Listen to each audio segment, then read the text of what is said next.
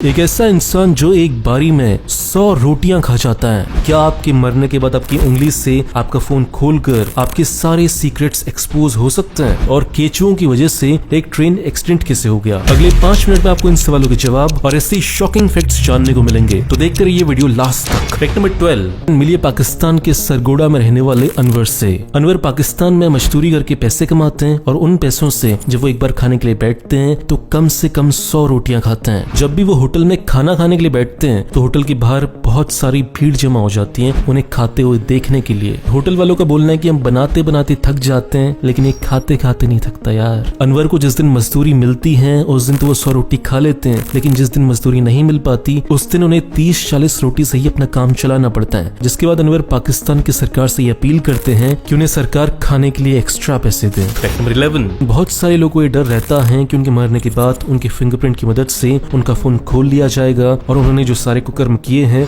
वो सारे बाहर आ जाएंगे, लेकिन ऐसा होता नहीं है। क्यों? क्योंकि आजकल की जिस टेक्नोलॉजी से फिंगरप्रिंट सेंसर्स बनाए जाते हैं वो ये पता लगा लेते हैं कि इंसान जिंदा है या मर गया। क्योंकि जैसे इंसान मरता है उसकी उंगलियां सिकुड़ने लगती हैं और उसके जो फिंगरप्रिंट है वो बिगड़ने लगता है। तो कुल मिलाकर आपको टेंशन लेने की जरूरत नहीं है। फैक्ट नंबर 10 बात है ऑस्ट्रेलिया की। वहाँ के रेलवे ट्रैक पर बहुत सारे केंचुए एक साथ इकट्ठा हो गए, इतने सारे हजारों की संख्या में कि जब ट्रेन चलने के लिए आई तो जो ट्रैक था वो बहुत ही ज्यादा चिपचिपा हो गया, स्लिपरी हो गया, जिसकी वजह से ट्रेन स्लिप कर गई और अपने रास्ते से भटक गई और जो बगल में ट्रेन खड़ी हुई थी उससे जाकर टकरा गई। फैक्ट नंबर 9 बात है साल 2007 की। अलास्का के मछुआरों को एक व्हेल मिली और उस व्हेल के ऊपर एक समुद्री तीर लगा हुआ था। जब उस तीर की और रिसर्च की गई तो पता चला कि वो तीर उस व्हेल को साल 1880 में लगा होगा, मतलब आज से 100-150 साल पहले वो तीर उसे लगा होगा। फैक्ट नंबर 8 चाइना में भी इंडिया की तरह बहुत ट्रैफिक होता है, लेकिन उन्होंने एक सॉल्यूशन निकाला है जो कि बहुत अच्छा है और उस सॉल्यूशन को बोलते हैं जैम बस्टिंग। मतलब कभी आप अपनी कार के अंदर खतरनाक ट्रैफिक में फंस जाओ और आपको बहुत जल्दी है कहीं पहुंचने की और आपको ये भी बताएं कि ये जैम अगले 2-3 घंटे तक चलता रहेगा, तो ऐसे में आपको कुछ नहीं करना, बस एक कॉल करना है। कॉल करने के बाद आपके पास 2 लोग आएंगे, उसमें से एक बंदा आपकी कार में बैठ जाएगा आपकी कार को सही सलामत उसकी लोकेशन तक पहुंचाने के लिए, और आप बाइक के पीछे बैठ जाओगे ताकि वो जल्दी से आपको अपनी लोकेशन पर पहुंचा सके। मेरा मस्त आइडिया क्या लगता है? इंडिया में होना चाहिए कि नहीं होना चाहिए? कमेंट्स में बताना। फैक्ट नंबर 7 अगर आप लड़के हो तो ऐसा कभी ना कभी आपके साथ हुआ होगा कि आप चेन लगा रहे हो और आपका सामान फंस गया। अमेरिका में हर साल जितनी भी नीचे वाले हिस्से की इंजरीज होती हैं उसका 20% इस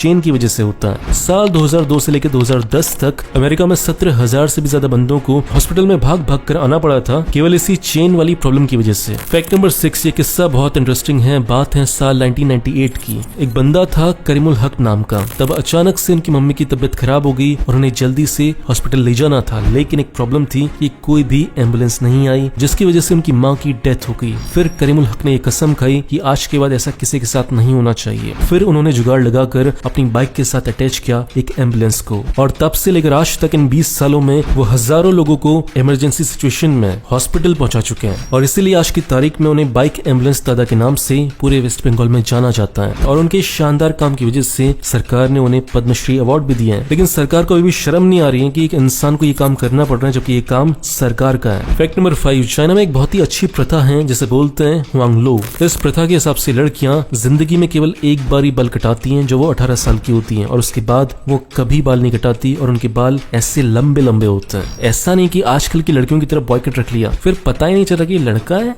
ये लड़की है। फैक्ट नंबर 4 ये किस्सा बहुत इंटरेस्टिंग है। बात है 17वीं शताब्दी के इंग्लैंड की। उस समय के जो अमीर इंसान होते थे वो अपने आप को गरीब फार्मर से अलग दिखाने के लिए क्या करते थे कि अपने घर के पास अपने घर के बाहर ऐसे घास उगाते थे, ये दिखाने के लिए कि वो बहुत पैसे वाले हैं, उन्हें कोई जरूरत नहीं है फार्मिंग करने की, इसलिए वो अपने घर के पास घास उगाते हैं। कोई गेहूं चावल उगाने की उन्हें कोई जरूरत नहीं है। तो इसी तरह एक गार्डन का होना, एक लॉन का होना एक स्टेटस सिंबल बन गया अमीर लोगों के लिए, और वही चीज आज की तारीख में इंडिया में भी देखी जाती है। जो अमीर लोग होते हैं जैसे IAS ऑफिसर हो गया, कोई अमीर बंदा हो गया, उसके घर के बाहर लॉन होता है। तो ये चीज आई है इंग्लैंड से। फैक्ट नंबर 3 चाइना का एक बंदा है 39 साल का जिसका नाम है ली यू। इस बंदे ने शादी कर ली है, लेकिन ट्विस्ट ये है कि खुद के साथ कर ली है।